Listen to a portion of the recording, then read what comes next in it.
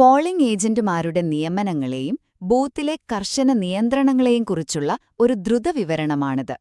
തിരഞ്ഞെടുപ്പ് സുതാര്യമാക്കാൻ സ്ഥാനാർത്ഥികൾക്കായി പോളിംഗ് ബൂത്തുകളിലിരിക്കുന്ന ഏജന്റുമാർ നിർബന്ധമായും അറിഞ്ഞിരിക്കേണ്ട ചില നിർണായക കാര്യങ്ങളാണ് നാം ഇവിടെ നോക്കുന്നത്. ഒന്നാമതായി, ഇവരുടെ നിയമനവും യോഗ്യതകളും. ഒരു സ്ഥാനാർത്ഥിക്ക് ഒരു പോളിംഗ് ഏജന്റിനെയും 2 റിലീവിംഗ് ഏജന്റുമാരെയും നിയമിക്കാം. നിങ്ങളൊന്ന് ആലോചിച്ചു നോക്കൂ, ഇതൊരു റിലേ മത്സരം പോലെയാണ് കേട്ടോ.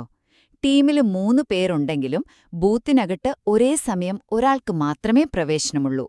ഈ ഏജന്റുമാർ അതേ മണ്ഡലത്തിലെ വോട്ടർമാരും വോട്ടർ ഐ ഡി ഉള്ളവരുമായിരിക്കണം. ഇതിനായി ഉദ്യോഗസ്ഥർക്ക് ഫോം 10 നൽകണം.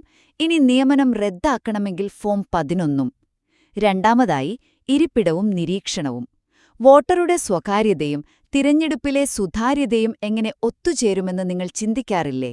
വോട്ടിംഗ് യന്ത്രം കാണാത്ത, എന്നാൽ വോട്ടറുടെ മുഖം വ്യക്തമായി കാണുന്ന രീതിയിലുള്ള ഇരിപ്പിടമാണ് ഇവർക്ക് നൽകുന്നത്. ഉദ്യോഗസ്ഥരുടെ പുറകിലിരിക്കുന്ന ഇവർക്ക് വോട്ട് ചെയ്യാൻ വന്ന ആളെക്കുറിച്ച് സംശയമുണ്ടെങ്കിൽ അപ്പോൾ തന്നെ ഉദ്യോഗസ്ഥരോട് അത് ചലഞ്ച് ചെയ്യാവുന്നതാണ്. അവസാനമായി, ഇവർക്കുള്ള കർശന നിയന്ത്രണങ്ങൾ നോക്കാം. സത്യത്തിൽ ഇതൊരു പരീക്ഷാ ഹാളിനേക്കാൾ കർശനമാണെന്ന് പറയാം. വോട്ടിംഗ് തുടങ്ങുന്നതിന് 90 മിനിറ്റ് മുൻപേ ഏജന്റുമാർ ബൂത്തിലെത്തണം. മൊബൈൽ ഫോണുകൾ അവിടെ തീരെ അനുവദിക്കില്ല. വോട്ടർ പട്ടികയോ വോട്ട് ചെയ്തവരുടെ വിവരങ്ങളോ ഒരു കാരണവശാലും പുറത്തേക്ക് കൊണ്ടുപോകാൻ പാടില്ല. ഇവരുടെ വരവും പോക്കും കൃത്യമായി രേഖപ്പെടുത്താൻ അവിടെ ഒരു മൂവ്മെന്റ് ഷീറ്റുമുണ്ടാകും.